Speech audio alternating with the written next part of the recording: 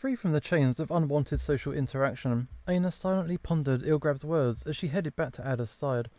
There used to be sacred flat pools in the public courtyard, now served as a magnificent dish and laundry washing station, Ader's particularly, since he was in charge of these chores.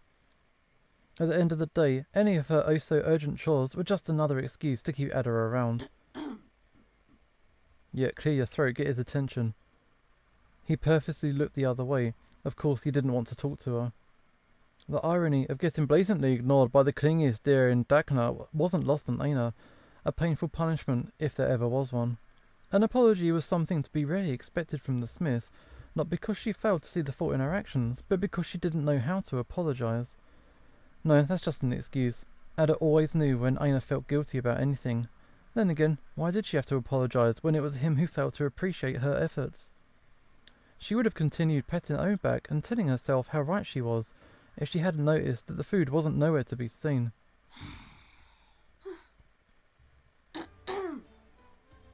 Okay, she really wants this guy's attention. Yeah. Aina carefully removed from Ader's hands the brass dish that he had been polishing over and over. It's not clean yet.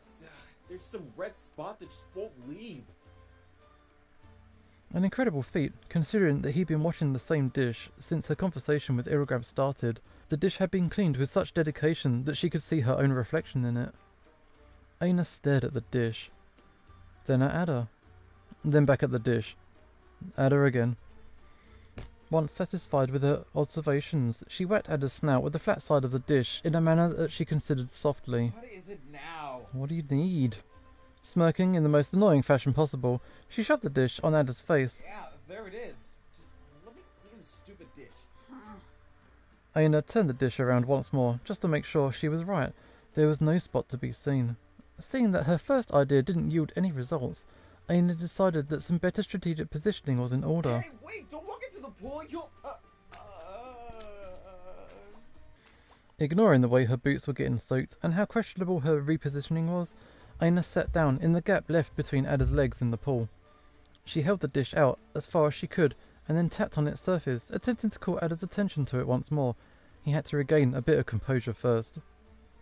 Can't you see the spots? It's there, right next to your face. A brief lapse of clarity came about as Ader's sight travelled toward a red blur on the brass dish, right where his right eye should have been. I'm an idiot. It's your eye patch, oh my god. They agreed on that. A tranquil silence followed Ader's epiphany, a moment of reflection. Aina looked up at Ader with her big lilac eyes, hoping to tug at his heartstrings in lieu of an apology. Some would call that kind of purposely cute-looking manipulative. Some people would get their asses kicked. Ader's lip trembled as he noticed her stare.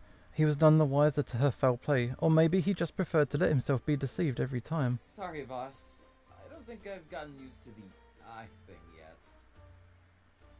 Aina patted Ader's enormous arms as patronisingly as she could, ruffling the fur that covered them. It seemed none of them would exactly apologise for what happened. So, of course, they went back to playing with the dish like a big children they were. Yeah, we don't know how Ader lost his eye. Fluff. And look at my face. Where did my cheeks go? Wonder I can't recognize myself. Gotta eat some food.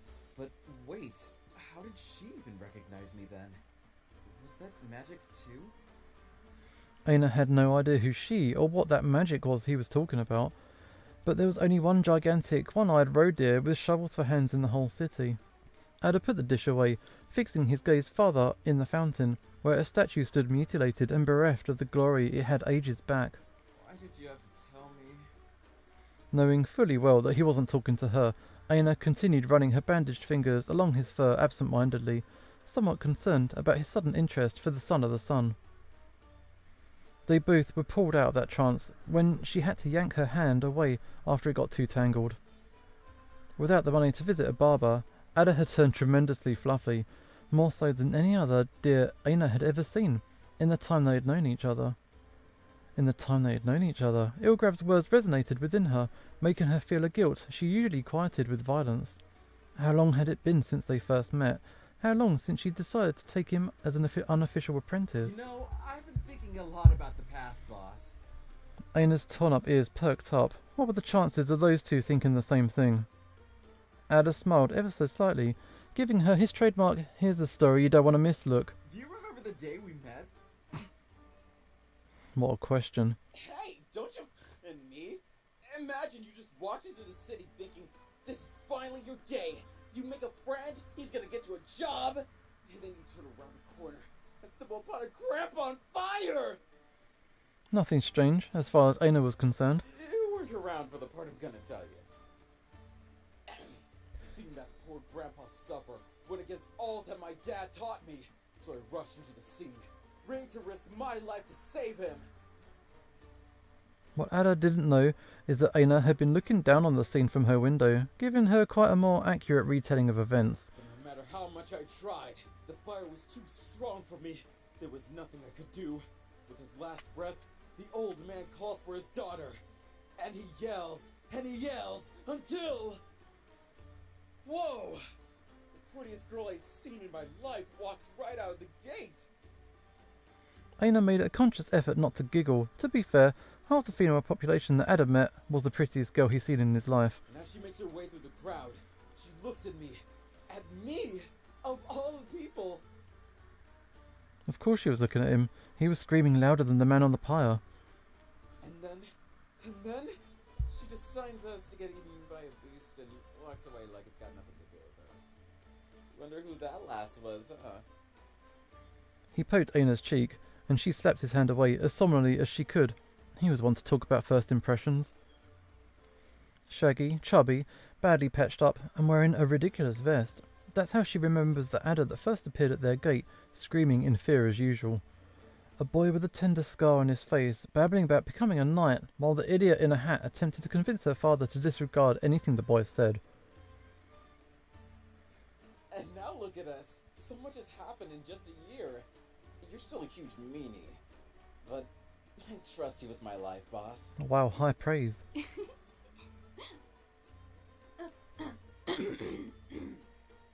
That was just a very Adderish exaggeration, of course. They'd only been friends since the last bleak night. At least the way she saw it, there was no way he trusted her that much already. Then again, Ada would probably have argued that they'd been friends since he arrived at the first bloom of Pharisance, and that he would have died for her the moment he saw her. And it ain't just you. I can't imagine leaving Mr. Bard's home, or not going on walks with Eligrab. Even the patron. Life was so different back in the fort. I couldn't wait to go back. Ada shut up all of a sudden. Eina was surprised he managed to speak half a sentence about his draft. There went another issue he never talked about. Both Ada and Eina turned their eyes into the reflection once more. Their image on the dish offered no good answer to the questions either of them had. It just talked about the outcome of their decisions. Eina shifted the dish a little until she was no longer in the picture. That's where she belonged. You really need to stop sneaking around, boss. Putting his hands just above hers, Ada turned the dish so she would be back in the reflection. She turned her face up toward his, confused. You're worried about what Eligrab said, aren't you? Still observing Ada's snout in such a weird angle, she nodded. He had been a lot more vigilant than what she had originally thought, but he had decided to remain silent about it all the same. From such a low angle, his still faunish and round face looked even mature. Now, that was a stretch. She knew that mature was probably one of the last adjectives that would ever be associated with him.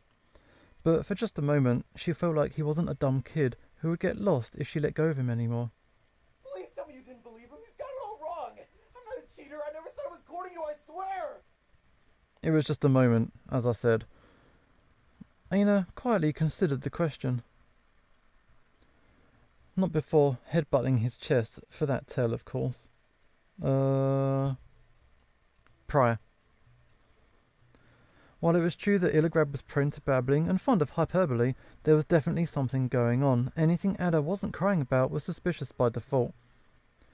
With no further need to pretend she hadn't heard a word, she began going over the conversation she'd spied on. Ada said someone kissed him, but that was Ada, always exaggerating stories. Also, Eina told herself, coming up with the top 10 reasons why Ada couldn't ever possibly get a kiss. After all, Eina didn't believe that Ada could appeal to a female, ever. At all. No way, nope, and most certainly not into her. Okay, fine. But with the sole purpose of ribbing Ader, of course, Aina began making smooching noises as she hugged herself. It's not like she was and I was. Boss, this is personal! She's rubbing it in. Personal? That word caught Aina completely unprepared. She was surprised Ader even knew the meaning of the word. The yellow stag has always blabbed any thought that had the misfortune of wandering through his mind, unprompted and unquestioned. Boss had been nothing of an odd formality between them. With a single adjective, in just a moment, Aina felt with complete clarity the wheels of time spinning, out to get both of them. Change was scary, and Ader an oddity in a world that shunned her. All she wanted was someone that wanted to have her by their side. How could that ever be a bad thing? She didn't need an answer. It was now time for Aina to go back to sulking, and for Ader to feel bad for thinking that it was due to his outburst. They've got it all wrong. Gilligrab, Mr. Bard, the patron. I know they want to help, but no one ever listens to a word I say, and they still act like they know all about me. Like I was just a dumb fawn. Do you know how freaking annoying that is? Aina rolled her eyes back, asked the mute girl if she knows anything about not getting a chip in. I had a life before I met him, and I have one now too. But I just don't want to tell him about it. They wouldn't understand. Oh, but they would. And what if I just don't want to talk? It ain't the end of the world, right? Right? Ader looked at Aina pleadingly, with big glassy eye on the verge of tears. The smith couldn't even bring himself to give him the sarcasm he deserved. Aina nodded patiently, giving him a lazy, derisive pat on the cheek. She found that almost relatable. With a loud sigh, full of resignation, frustration, and just a hint of relief, Ader rested his chin on Aina's head, letting his surge of honesty suddenly vanish. I'm so glad I could get that off my chest. You're the only one that gets it, boss. Sorry for how I acted before. I should have talked to you sooner. Indeed, he should have, but she was gracious enough not to remark it. Aina let him know that she still expected an explanation with a single look, and Ader's cheeks jumped a little as he looked away, smiling as coyly as his giant teeth would let him. And here came the part where he poured his heart out to the beautiful maiden by his side, and their relationship was strengthened even further. Keeping secrets from you sure is hard, boss. For someone who can't talk, she's very good at getting stuff out of this guy. This is one of those things I couldn't even tell you. Really? Ader was late to his date with Mr. Keg. Alright, boss. That was the last push-up. I should get going now. Mr. Bard's playing tonight, and I better make sure he's not gonna drink our money. See you tomorrow! Ader headed off to the arc that led to Slender District. A set of steps started walking behind him. Boss? Gotcha! Did I forget something? Aina pointed at Ader and then at herself. You wanna come along? Seems that way. Yes. I don't know, boss. It's stag night. We'll drink a lot and then we'll talk about doughs. Yeah! Guy off talking about doughs. Now there's the biggest piece of fiction ever written. Needless to say, Aina remained very much unconvinced. What about your dad? He'll be super mad when he finds out you're out drinking with me.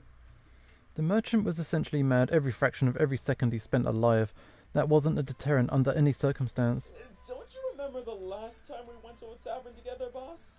You know, when you threw Mr. Bard out of a window, and then you just ran after him and left me alone to... Wait, was that the day...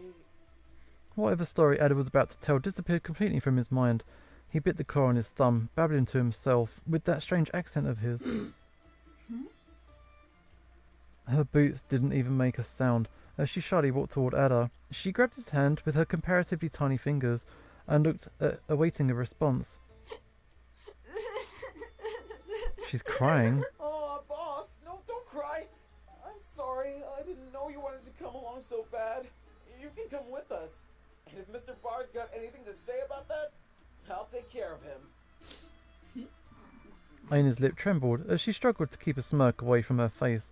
Oh wow, crocodile tears. But you gotta swear over Bytat that you'll keep your butt on the seat and your arms crossed no matter what. I don't want another guy slamming a chair against my noggin, got it?